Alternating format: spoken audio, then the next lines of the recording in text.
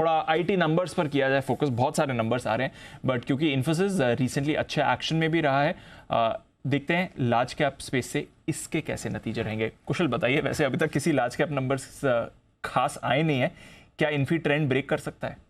देखिए, trend break कर सकता है या नहीं इसका तो कहना मुश्किल है, पर जिस तरह के नंबर्स आते हुए दिख रहे हैं उससे एक्सपेक्टेशंस यही है कि कंपनी करती है।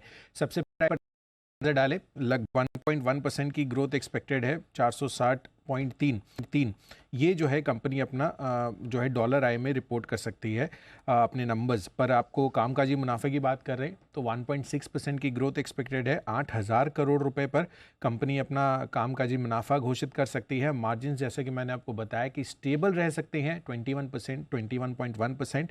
तो क्वार्टर ऑन क्वार्टर बेसिस पर मार्जिन इंटैक्ट रहेंगे और मुनाफा 3.5% लगभग भरकर 6,330 करोड़ पर कंपनी का रह सकता है। इंपॉर्टेंट क्या है, कंपनी की जिस तरह से अलग अलग वर्टिकल्स हैं, बीएफएसआई, साथ ही टेलीकॉम, हाईटेक, यहाँ पर थोड़ा सा कमज़ोर प्रदर्शन रहेगा, जिस कारण से आपको डॉलर आय में उतनी बड़ी सिग्निफिकेंट जंप इस तिमाही में आती हुई नहीं दिखेगी।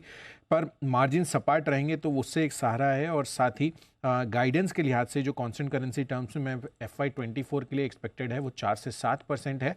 और साथ ही मार्जिन के लिहाज से 20 से 22% ये हम अनुमान लगाकर चल रहे हैं कि ऐसी कंपनी गाइडेंस दे सकती है। तो इस पर तो फोकस रहेगा ही, साथ ही जो पाइपलाइन है, डील पाइपलाइन है कंपनी की, उसको लेकर ये क्या कहते हैं इस पर भी हमें नज़र रखनी चाहिए। तो largely stable set of numbers आ सकते हैं इन्फोसिस की तरफ से।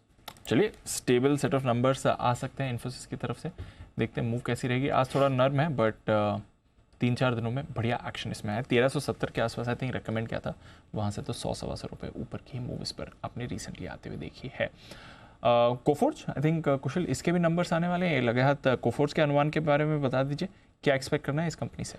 बिल्कुल, तो Coforge mid cap IT space से नंबर्स के लिहाज से डॉलर आए तो करीबन 3.5% ग्रो कर 27.35 करोड़ डॉलर्स पर रह सकती है। कामकाजी मुनाफा हालांकि थोड़ा सा डिप हो सकता है, 6.5% गिर कर करीबन 315 करोड़ पर कंपनी अपना कामकाजी मुनाफा दर्ज कर सकती है। इसकी वजह से मार्जिन्स पर दबाव रहेगा, 15.5% के मुकाबले 14% की मार्जिन्स का कंपनी की एक्सपेक्टेशंस हैं।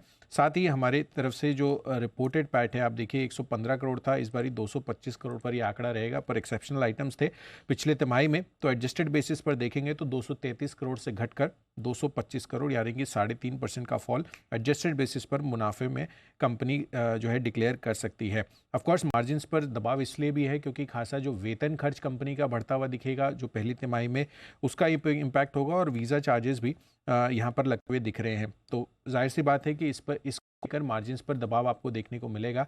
पर यही है, अगेन यहाँ पर Q1 सीजनली जो स्ट्रॉन्ग क्वार्टर रहता है across the board IT companies के लिए, इस बारी थोड़ी दबाव झेल रहा है नंबर्स के लिहाज से। पर अगेन जो कमेंट्री है वो देखना काफ़ी इंटरेस्टिंग होगा, क्योंकि LTTS के केस में भी आपको नंबर्स काफ़ी कमज़ोर थे पर कमेंट्री वहाँ पर भी अच्छी आती हुई दिखी थी।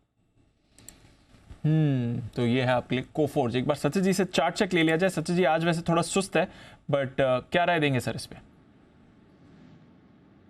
दीपांशु, आई थिंक आईटी में ओवरऑल स्ट्रेंथ तो यहाँ पर बरकरार है। स्पेशली अगर हम मिड कैप आईटी के बारे में बात करें तो वहाँ पर ऑलरेडी एक अच्छा आउट परफॉर्मेंस नजर आ रहा है।